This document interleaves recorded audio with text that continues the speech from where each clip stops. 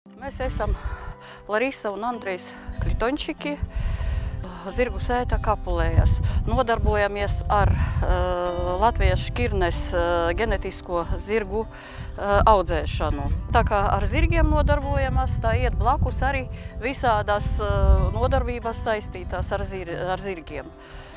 Tas ir turisms, tas ir rejterapijas nodarbības, kas notiek jau 4. gadu un brauc no daudziem novadiem – Gulbene, Madona, Viļaka, Žiguri, Balvi, Rugai. Jau 8 gadus mēs sadarbībā ar Latvijas jātnieku federāciju un Balvu novadu rīkojam sacensības pajugu braukšana Latgales posmu Latvijas jātnieku federācijas ieskaites sacensībās. Vislielāko gandarījumu laikam par savu darbu sagādā mūsu zirdziņi, kas nes savu vārdu ne tikai Latvijā, bet arī pasaulē.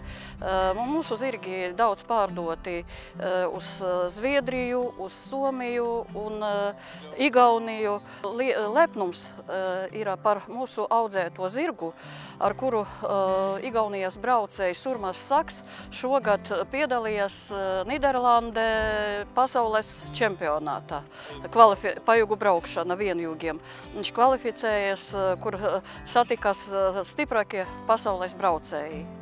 Un nevajag žēloties un meklēt laimi varbūt kaut kur citur, bet dzīvot šite pat, šite Latvijā, Balvos,